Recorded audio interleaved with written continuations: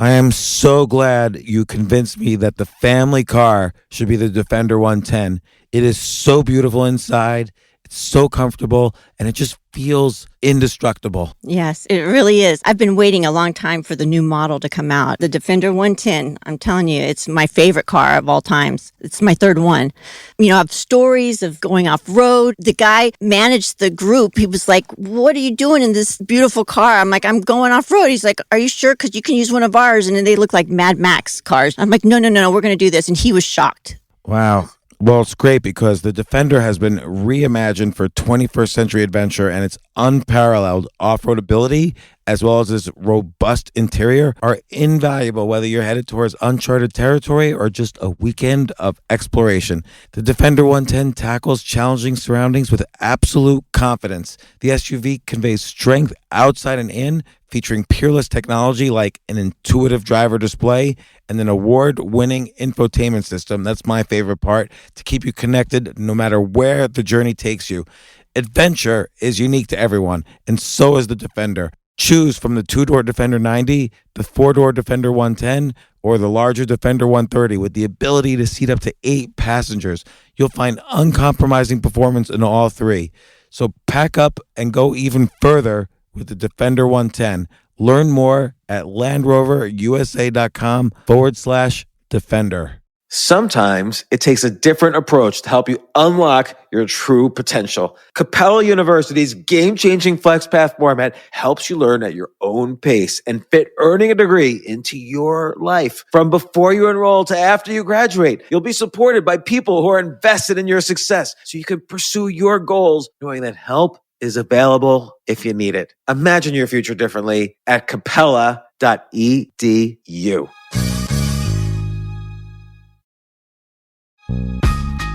This isn't your average business podcast, and he's not your average host. This is the James Altucher Show. Today on the James Altucher Show. In reality, everybody kind of wants to be somebody else most of the time. Like a lot of people work in cubicles and want to be an entrepreneur. Or a lot of people want to be a writer, but they're stuck being an entrepreneur or whatever. I always say that the distance between what you're doing and what it is you want is a matter of your tenacity, your courage, your honesty about your ability, and your gratitude. And you can pretty much accomplish what's on your mind. The fear is to change your life.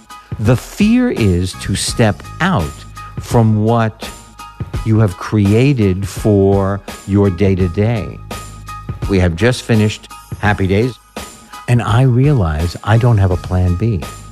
I just lived my dream for the last 10 years. I do not have anything to replace it with. I went for a while not knowing what was going to happen to me, but I knew one thing. I knew inside me I was not done yet. I knew that I have more to do. I've got Henry Winkler on the podcast. I have to tell you, this is like a bucket list moment for me. Thank you. We're not going to talk too much about Happy Days. I want to focus on your more recent work with Barry, which I find to be the most incredible show out there right now. Just won 13 Emmys. Congratulations. Or you got nominated for 13 Emmys. And you know, I was called in congratulations from HBO. And the head of all publicity, Nancy, said to me, I want to just tell you, I've been doing this a long time. First-year comedies are not recognized. They just don't get the recognition they deserve until the second year. This is unheard of. And then for writing, for acting, for producing, for directing and cinematography, and the list goes on. I'm very proud. So I want to actually, we're going to get to so many aspects of your career. And again, Happy Days, when you were on that, playing the Fonz, you were probably the most popular person on the planet. Like Paul McCartney said you were more popular than the Beatles. Well, let me just say, I met Paul McCartney on Madison Avenue in about 65th Street. My wife and I were walking. We were walking and came at each other from opposite directions, and he went, "The Fonz." And I was speechless. I couldn't believe it. And then we started talking. A woman came out of a shop and brought us a rose each. Somebody else came up and said, "Can I just stand here and listen?" He said, "We're in the middle of a conversation." And that was that. What did you talk about? You know what? He gave me his phone number and told me to call him and we'll get together. And like the obsessive idiot that I was, I called him several times in a row. He never answered. I never saw him again. He didn't pick up the Fonz's call? He didn't pick up the call, no. He must have been pissed off that I was more popular than the Beatles. So on Barry, yes. You play an acting coach. Yes. And Bill Hader, who plays a hitman, an assassin, stumbles into the class semi by accident. One of his targets is taking the class. That's right. And the series revolves around this tension he has between, having this kind of soulless job of being a hitman, and I say job in quotes, and he finds purpose by hearing your words, reading your book, and taking acting lessons from you and participating in that class. He finds purpose, he finds maybe love or not. And there's that tension where it's hilarious, and it's also, we're talking about a guy who murders people for a living. In one episode, if you haven't seen it, you can see it on HBOGo, on demand. But in one episode, he kills his very best friend. In the next episode, he kills the enemy, and all of a sudden he goes from your jaw dropping to the carpet to becoming a hero in a matter of 36 minutes.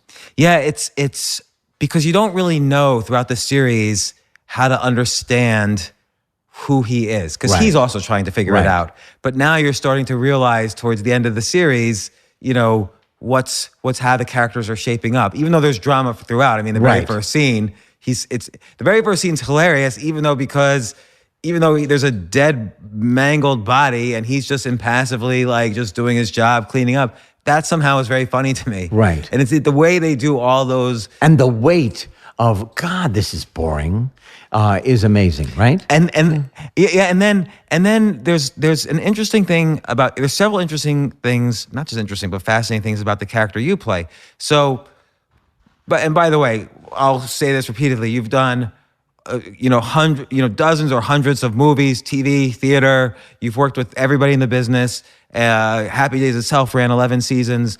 But it was so interesting to see you interpret this acting coach, because obviously you've been acting and you've been a serious actor, and I was watching the series with a friend of mine who was an actress, and she said, "That's just like my acting teacher was." Well, he is. First of all, I taught 4 classes in my life, 1 at Northwestern and 3 at Emerson College where I went, and I so enjoyed it. And then I have had about 14 or 15 different drama teachers in my life. Some of them good, and some of them should be selling shoes.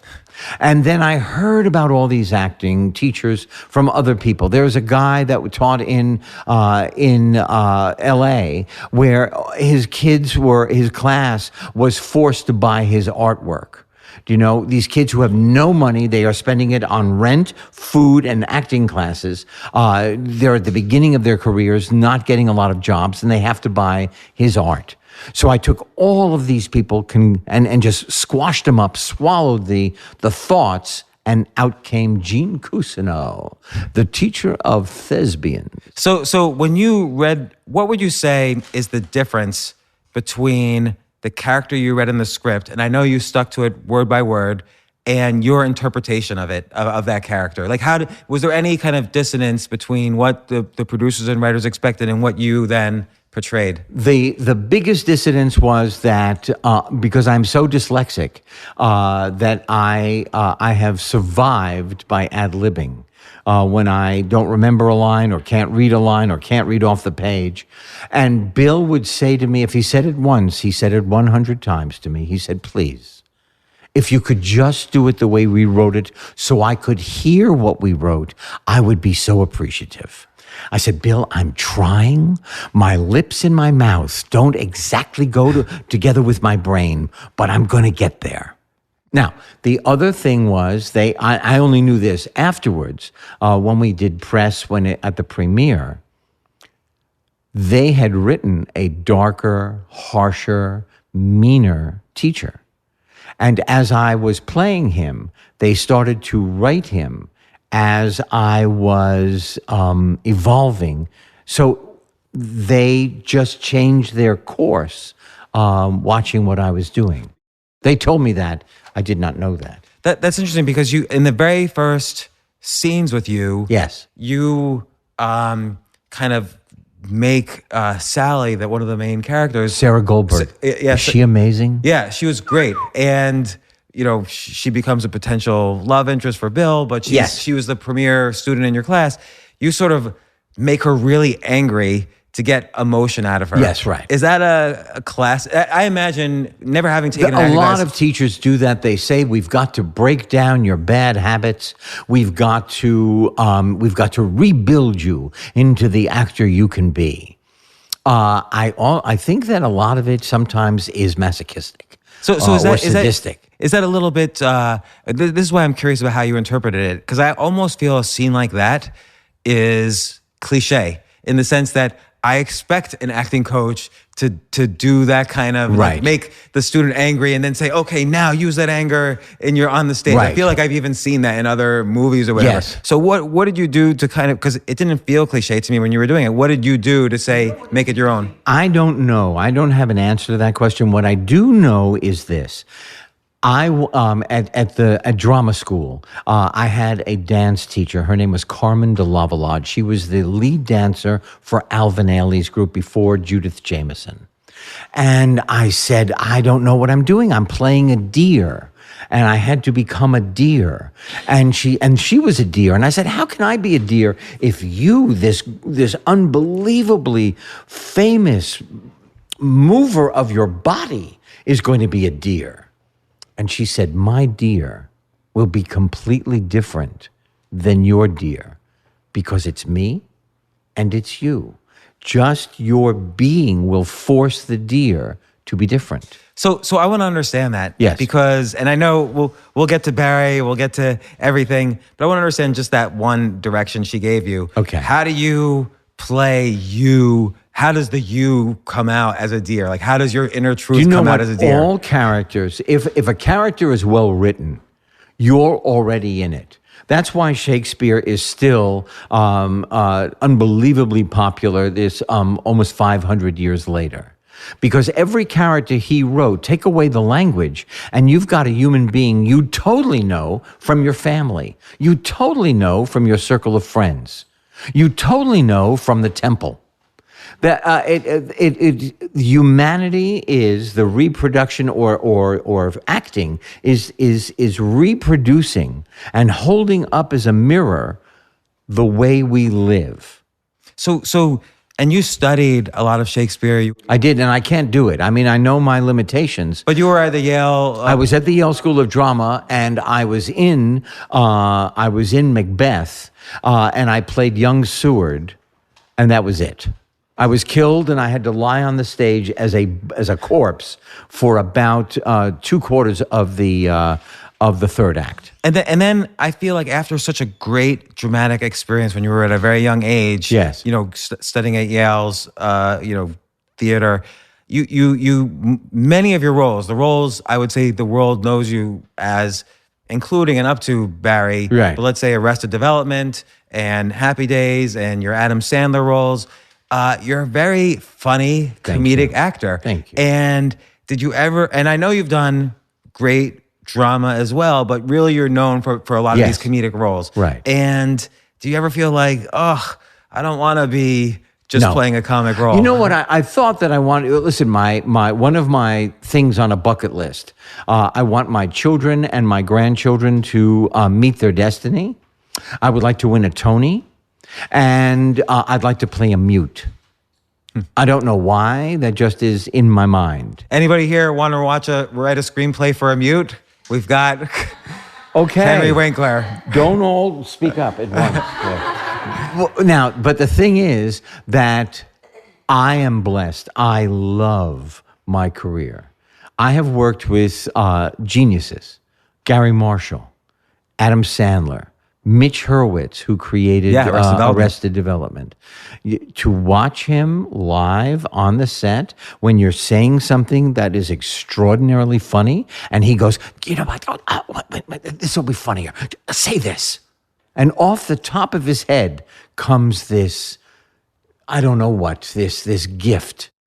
And now the combo of Bill Hader and Alec Berg together make a bubble of brilliance. Truly. And the point is, if it's not on the page, it's not on the stage. You can work as hard as you want. If it is not written well, if it's not written with intent or a point of view, you will eventually pull off your mooring and you will float to the middle of the ocean. So, and this is what I sense from, Gene Cousineau, the acting teacher you play, yes, he does have a point of view. He takes acting super seriously. Yes. Also, if you can pay in cash on time. Right, and that's very important. That's the dissonance, and that's almost that's so much of your talent. The relatable aspect for many people is that they have acting coaches who give good advice, but also they really need that check in advance. Let me just tell you this, that this is one of the things that helped me create Gene Cousineau. In my acting theater, on the set, there are posters framed all through the walls of the set. Gene Cousineau presents, directs, produces, and stars in, and one of them is Peter Pan. And they had me in a harness and flew me like Peter Pan. The only thing is, I did not bother to dye my hair. I am playing Peter Pan at 72. I knew Gene Cousineau right away. Well, and it's funny because then in the middle of the season, we see you in this one scene and one scene only, but it was enough to see you auditioning for a role. Oh. And it was only a one-line role. The role is man in the back of a line. Unbelievable. And you give two interpretations of Right. it, which is hilarious. And so we kind of then see, he's like the students too. And yet you do have a point of view about acting where you're giving great acting advice to these students. But here it is. Everybody in the show wants to be somebody they're not. Bill Hader is an assassin and wants to be an actor. I'm a teacher. I want to be an actor. Sally, played by Sarah Goldberg, wants to be, the greatest, and she is completely unsatisfied by the characters that Shakespeare has written for her. She wants to be Macbeth. Everybody wants to be somebody else. Do you think that's, like you mentioned earlier, that you won so many Emmys, and that the people at HBO said this is so unusual for a first season sitcom? Yes. Do you think part of that is because in reality, everybody kind of wants to be somebody else most of the time? Well, a lot of people want to be in show business, so that's relatable.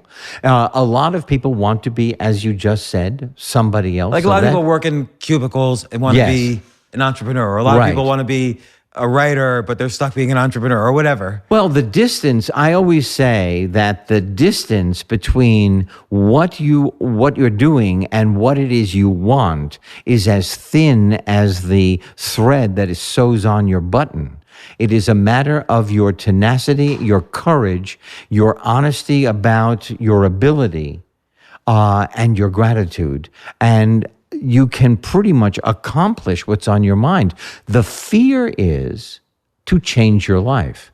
The fear is to step out from what you have created for your day-to-day.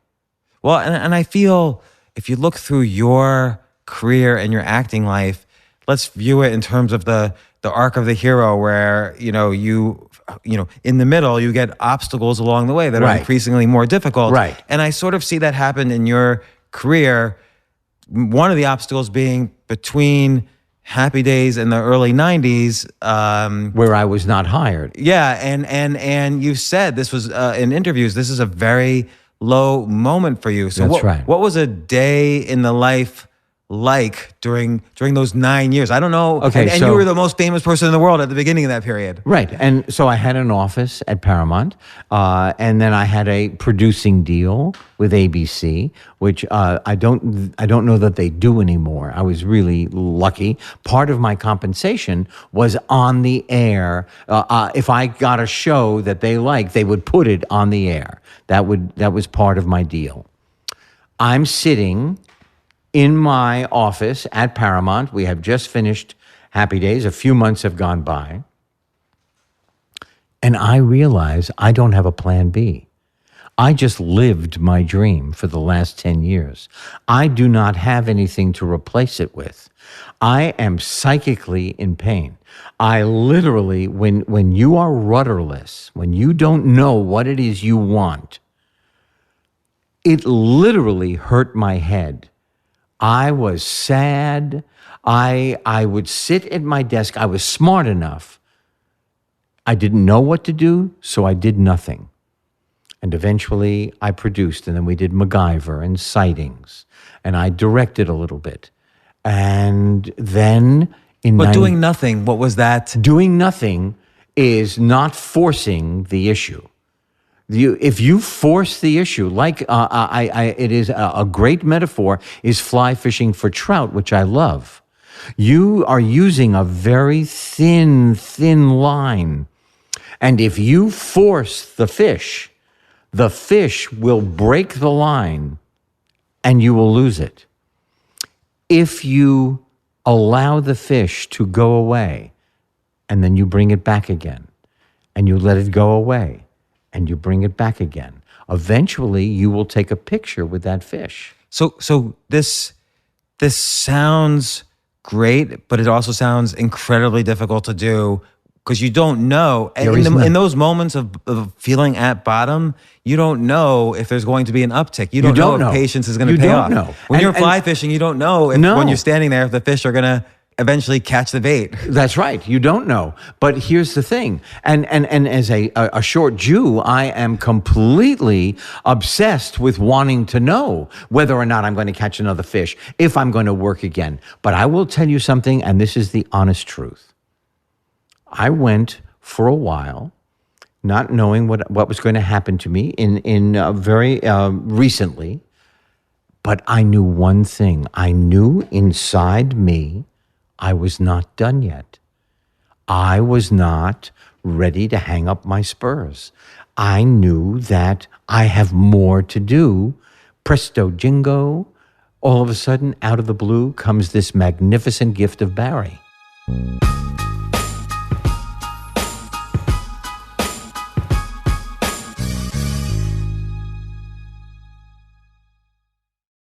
You know what I love about fantasy sports is that even though I'm not going to be a great basketball player or a baseball player or a football player or whatever, I feel like I get to participate and make decisions and use my knowledge of these different leagues or these different sports to compete.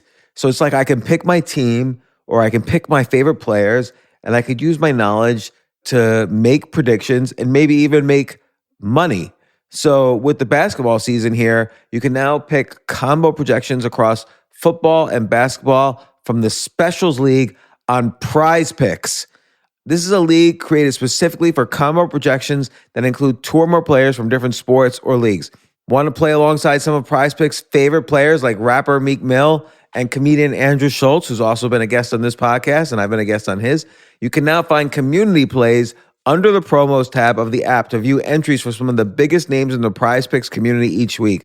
Look, Prize Picks even offers a reboot policy so that your entries stay in play even if one of your players gets injured. For football and basketball games, if you have a player who exits the game in the first half and does not return in the second, that player is rebooted. Prize Picks is the only daily fantasy sports platform with an injury insurance policy. What? So, I love playing it. I love anywhere where I can use analytical ability with my interests to demonstrate some skill and maybe make some money. And I like the game-like aspect. I do wish they had chess as a category on prizepicks.com, but I'll settle for what they've got. Maybe I should make my own fantasy chess league. But in any case, I love Prize Picks. Go to prizepicks.com/James. Use code James for a first deposit match up to $100. That's the easiest $100 you're ever going to make. So that's prizepicks.com/James and use code James. Daily fantasy sports made easy.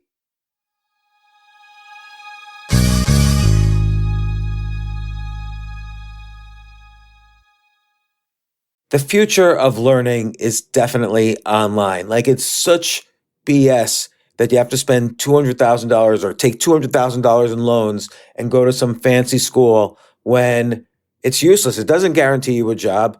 Most employers, including me, do not care about degrees or grades or anything like that. We want to care that you love what you're doing, that you know what you're doing, in some cases that you have experience or that you're willing to learn. But people in general love learning and are curious. Like, the key to success is curiosity. And I think masterclass.com is the perfect model for online learning. I'm really happy they're sponsoring this episode. If you're going to give a gift, give the gift of learning. Masterclass makes a meaningful gift this season for you and anyone on your list, because both of you can learn from the best to become your best, from leadership to effective communication to cooking. Let me tell you some of the classes I've taken. I've taken comedy from Steve Martin. I mean, can you believe I can take a class from Steve Martin on comedy, or Judd Apatow, my favorite comedy director? I could take an actual class from him on writing. Wolfgang Puck on cooking. Dan Brown on writing, or Judy Bloom, who's been on this podcast, on writing. By the way, Wolfgang Puck also has been on this podcast. It's such a pleasure. I try to take classes all the time from masterclass.com. And whether you're watching Masterclass on TV or listening in audio mode in the app or on their site, the quality speaks for itself. It's like these Masterclass instructors are your own personal mentors that are going to help you reach the next level. How much would it cost to take one-on-one classes on comedy from Steve Martin or on chess from Gary Kasparov? You just wouldn't be able to do it. But it would cost hundreds of thousands of dollars. With a Masterclass annual membership, it's $10 a month. Memberships start at $120 a year for unlimited access to one-on-one classes with all 180 plus Masterclass instructors. So it's not just $120 for one instructor. You get all 180 plus Masterclass instructors. Boost your confidence and find practical takeaways you can apply to your life and at work. And if you own a business or are a team leader, use Masterclass to empower and create future-ready employees and leaders. That's the real education in today's world. So this holiday season, you can give one annual membership and get one free at masterclass.com/JAS. JAS, of course, stands for the James Altucher Show. So right now you can get two memberships for the price of one at masterclass.com/JAS. Masterclass.com/JAS. Offer terms apply.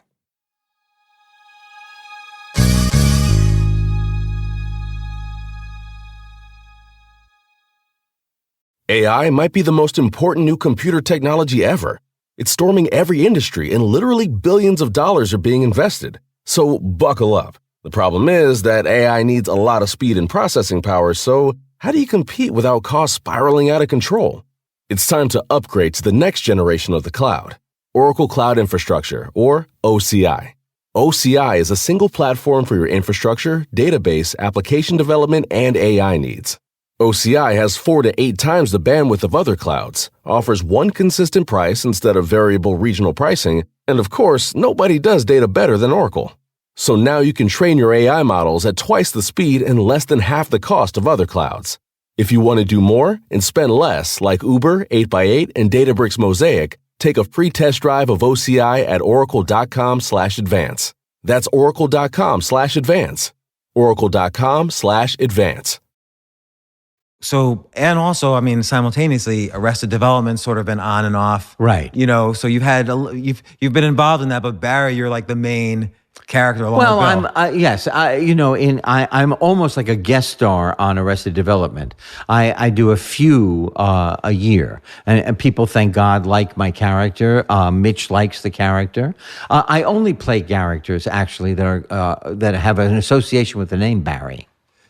My lawyer is Barry. The show is Barry. Yeah, Barry Zuckerkorn. Yes, right. Yeah. Barry Zuckerkorn, who is the craziest person I've ever played. He's hilarious, and I always like on Arrested Development the many inside jokes that refer to Happy Days.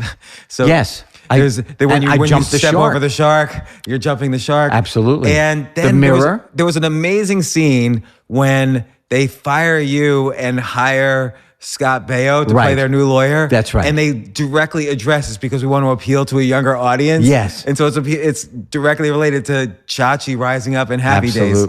Absolutely. And I mentioned this once. Brian Grazer came on the podcast. I mentioned this once to him, and he said, "You know more of these inside jokes than I do." So right. I'm the only actor in the world that has jumped the shark twice. Right. Because I mean, just to mention, I find now some people don't know what that phrase is. It refers to that point in a series or anything where the series goes so off theme it has outstayed its welcome. Yeah, that maybe then the show's on its way down, and you literally jump over a shark in the Hollywood series. The cast goes out to Hollywood for some reason in season 5. And Ron Howard is driving the boat, and I jumped the shark on water skis. And by the way, I love that scene watching it when it happened in 1977. So I don't think it jumped the shark at all, but then it became a common phrase in popular culture. But we were still number one for the next 4 or 5 years anyway. Which, by the way, meant 30 million viewers a week. Yes, right. So how do you feel now that media has changed so much? I mean, now it's impossible to get 30 I was million viewers. lucky because, yes, there were paparazzi, but not paparazzi that followed you home. It was not as intense, as bloodthirsty as it is now. I was very lucky that I lived in a different time doing the Fonz. But I mentioned that there were a couple obstacles you went through in your career, and we talked at first about you feeling rudderless or maybe typecast during these 9 years. Right. And I know Stacy, your wife, is in the audience here somewhere. She is. And I just wanted to ask: how did you deal with him being maybe depressed every day when he came home? That's a good question. Is that really for me? Yes, for you. Was difficult. Like, how did you support him through that? You guys have been married 40 years. I'm just engaged. I'm trying to figure out the secrets of a good marriage. I always knew that he was successful. I never doubted for a second that he would work. I could have been insane, but I felt sad that he felt that in order to, I think he had set such a high bar for himself because he thought that, I think, we were just talking about this morning, that I think he thought unless he could literally make history again, like the Fonz, that he would not be a successful person. He felt, I think, that he wanted to create another character, do another role that would... Or any role. As any role, but that would be perfection, And I really think that he has found this in Barry, because I think he's the best he's ever been. He's the most relaxed. I see no self-consciousness. Did you see self-consciousness in his early roles? Sometimes, yes, I did. What were you self-conscious about? I pushed. Discomfort in his skin. I think that's what because I was uncomfortable in my own skin, I was uncomfortable as an actor. It was like a conundrum, because as an actor, I was able to take risks that I didn't know I could take in real life, but yet at the same time, as an actor, I was pushy. I would love to have some of those roles back now and to do them again and do them. It took me, as I started saying that, when I was 27, I knew who I wanted to be as an actor. And now at 72, I'm getting closer. That's so funny. I keep thinking, it's amazing to be at 72 and you have so many things going on. There's, of course, Barry. You have, over 30 children's novels you've written about a dyslexic child. Right. Which brings me to another obstacle of yours. You didn't read your first book until age 31. You didn't even know you had dyslexia until age 31. That's true. How the hell did you memorize lines before then? You know what? I could read it very slowly. And as I read it, if I was focused, it would go in, especially if it's written well. Something that is written well goes in like you're drinking water. If a script is not written Because well, then you could feel it. Yeah, or you understand it on the human terms of it.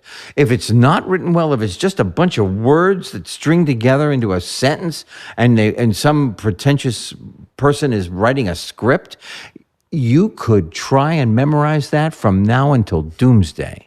And it just doesn't make sense. It's not going in. It's impossible. Well, you said in one interview, and this connects to advice that Gene gives in Barry. You said that when you auditioned for the Fonz in Happy Days in, I guess, 1972, right. You had to be, basically, the Fonz was everything you weren't but wanted to be. That's right. So I'm always trying to figure out. But let me tell you, I was able only to do that when I changed my voice. When I changed my voice, it was like something, I turned a knob inside my body, and I just became a different persona. All of a sudden I could talk to anybody that was in the room. Hey, listen, don't you touch me, And then I threw the script up in the air and I sauntered out of the room. And they called me on my birthday. That was 2 weeks into arriving in California. And they said, would you like to play this character? I said, if you let me show the emotional side, it will be my pleasure. They said, okay. I said, okay. And my life changed.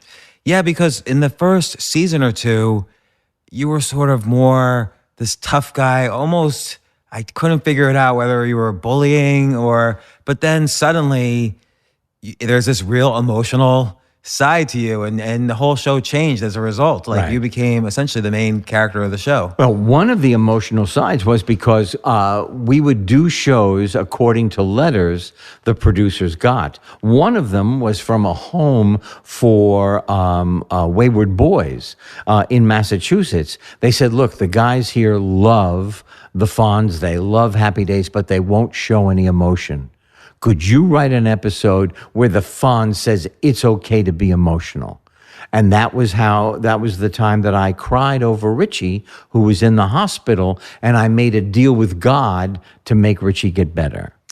That's funny because also there's so many times when the Fonz is emotional where you can't actually express an emotion. Like you say, love. Yeah. You can't say love. I can't say love. I can't say wrong. Or lose. Remember, hey, you're I was and it's such an easy word, right? But at this point, you didn't even know you had dyslexia. Like, all through your childhood, you were getting poor grades. That's right. I can't imagine what you must have gone through just reading every script. And right up the street from where we are, I went to PS 87, where the little boy that I write about in Hank Zipser goes to school. PS 87, right up the street. This is my neighborhood. No, I know. Is this a homecoming for you? Coming to this? I am in shock. I am in shock that I am sitting here, that it has come full circle, that this has been here when I was a young fellow, and now I'm here being interviewed by you. So again, when you had this dyslexia, which obviously was a huge obstacle. Right.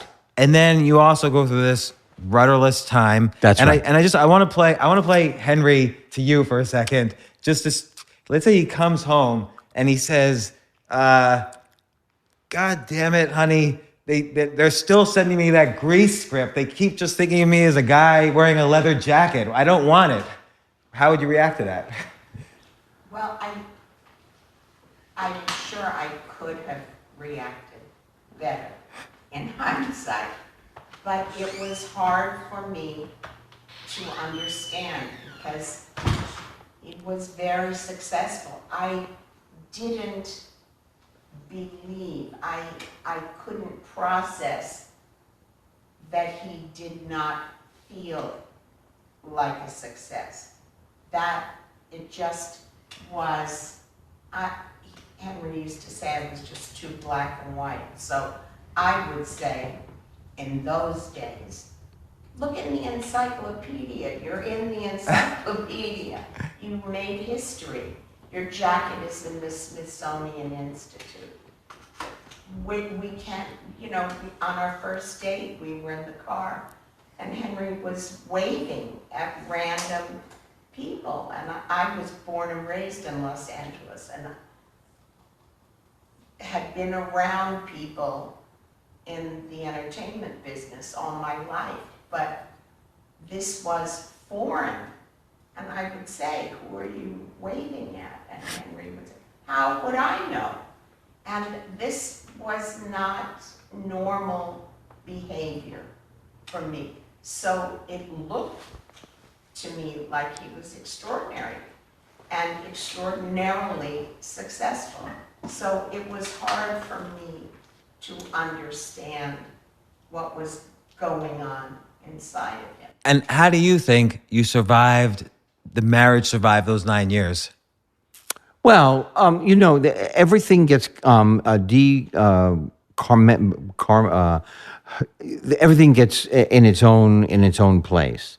And what I was professionally didn't translate to who I was on the earth. That was a completely different compartment. And then our marriage, we had wonderful children, and I did not feel terrific. I was always trying to crawl out of a stainless steel cylinder with no handholds, no footholds. And I would try to get to the sun, and I would constantly slip back. At what moment do you think that period in your life was over? About last Wednesday. Okay, I'll believe that. Yeah. But if you don't tell me otherwise. I am now a different human being. I have a different view of life, of living on the planet, of the fragility of living on the planet, of relaxing into living on the planet. And I have to say that I am a devotee of the sentence, youth is wasted on the young. Well, obviously, you're living a very youthful life. Like, you're more active than anybody I know. So I have a good time. One of the pieces of advice you give early on in the series, which I thought was great advice, and forgive me if I misquoted, That's but okay. You say, in acting, take the choice you're afraid of. Right. What's the exact phrase? I can't remember. You make a choice that will put you in jeopardy. And because you have chosen to just step over the line, to step over your comfort level, it forces you to see how resilient you are, how imaginative you are, how powerful you are in that you can handle what you thought you couldn't. So, like, what's an example in your life where you did take the choice you were afraid of? I became a producer. I don't like producing. I don't understand business acumen. And then all of a sudden, I realized that, okay, I'm doing this thing. Not only do I not like it, but I don't know how to do it. And I'll just do the parts of it I do know. There is always somebody to help you with what you don't know. Somebody did the business. Somebody did the technical. I did the scripts, the casting, the talking to the actors, the making sure there was harmony.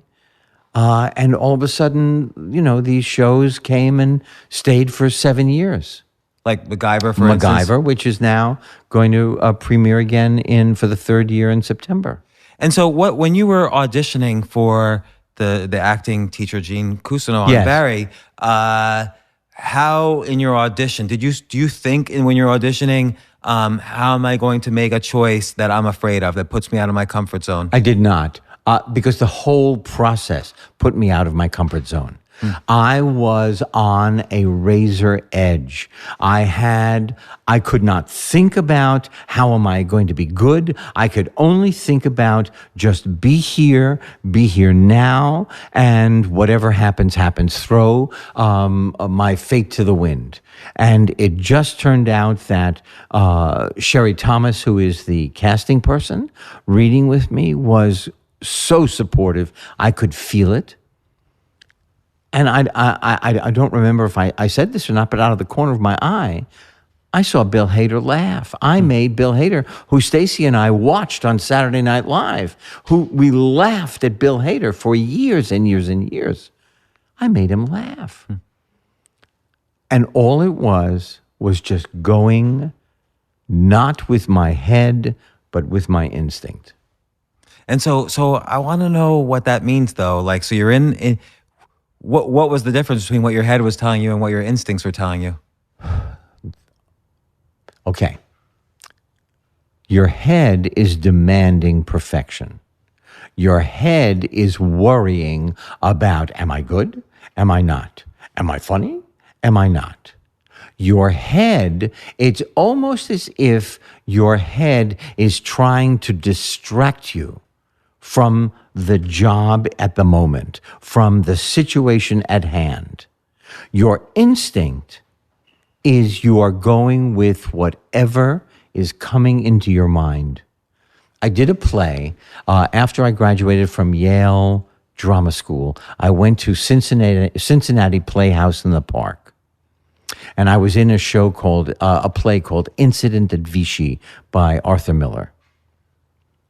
And the director said to me after we opened, he said, I had no idea what you were doing in rehearsal. I just couldn't replace you. I didn't have time. And I had no idea this character was going to emerge.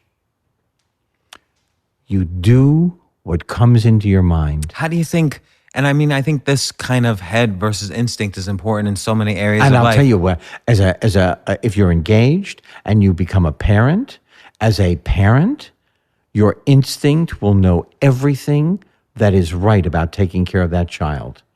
Your head will only know a fraction.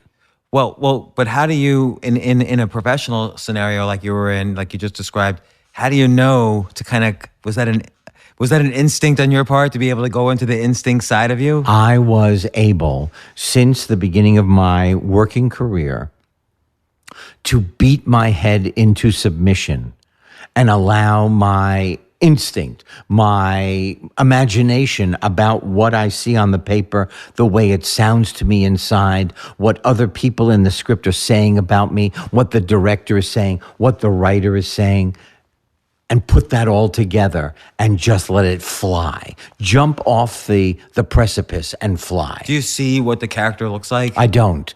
I see him, whoever I'm playing, I see him in details. And the beach is made up of one grain of sand. And then all the other grains are there. I start with a detail. And then all of a sudden, one detail attaches to another, and pretty soon I've got a living organism that turns out to be Gene Cousineau. I don't always know how I got there. I told the boys, I told Alec Berg and Bill Hader a story. I told them about being in class with the late great Stella Adler. The first exercise at drama school was to make a garden in your mind and walk through it so that the class can see what you see. And it was my turn. Winkler. And I got up and I opened the picket fence and I started to walk through it and I said, and here, she said, sit down. You see nothing. I said, what are you talking about? I didn't even tell you about my variegated tulips. And the forget-me-nots, you want one? Sit down. So what do you think she saw? I don't know what she saw, but I did not allow that to cripple me. I did not allow her to tell me I didn't see the entire garden that I had. That's so funny because I do actually have a daughter from a prior marriage. How old?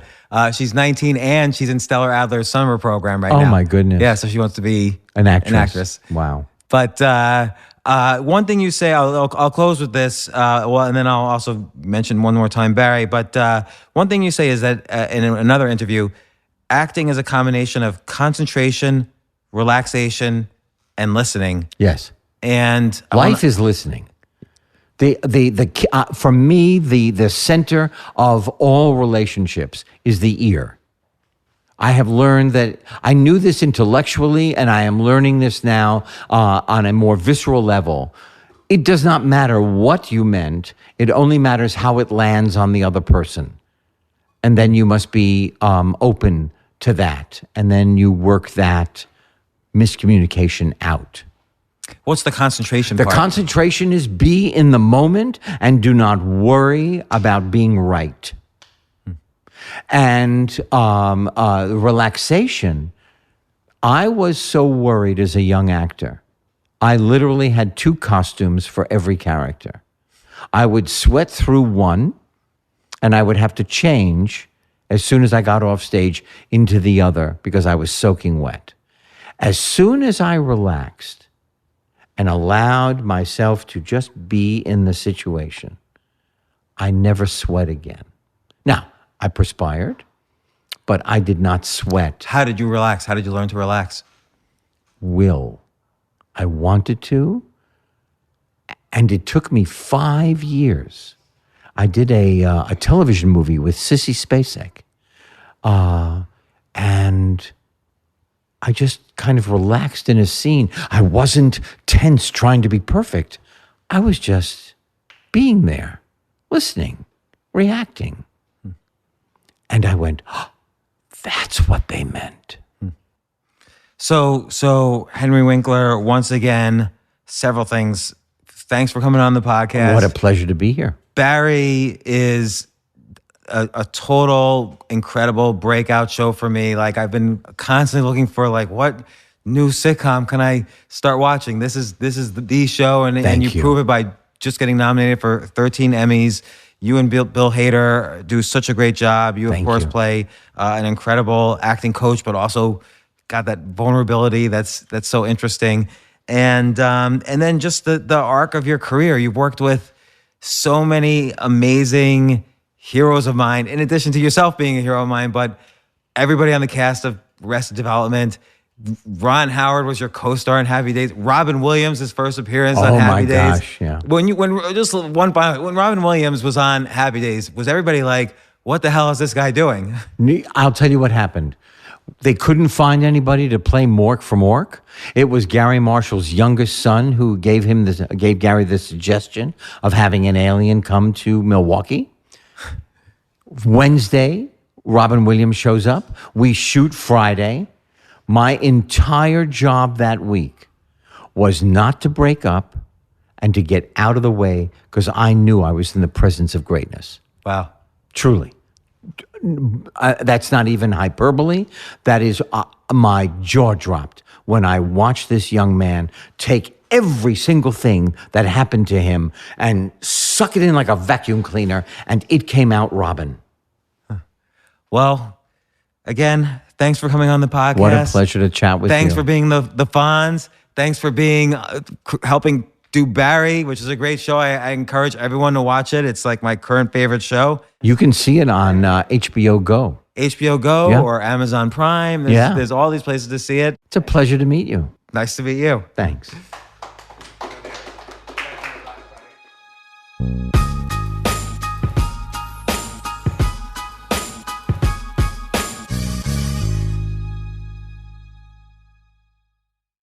AI might be the most important new computer technology ever.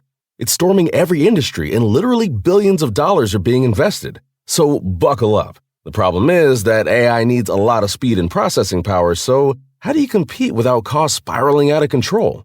It's time to upgrade to the next generation of the cloud, Oracle Cloud Infrastructure, or OCI. OCI is a single platform for your infrastructure, database, application development, and AI needs. OCI has 4 to 8 times the bandwidth of other clouds, offers one consistent price instead of variable regional pricing, and of course, nobody does data better than Oracle. So now you can train your AI models at twice the speed and less than half the cost of other clouds. If you want to do more and spend less, like Uber, 8x8, and Databricks Mosaic, take a free test drive of OCI at oracle.com/advance. That's oracle.com/advance. oracle.com/advance.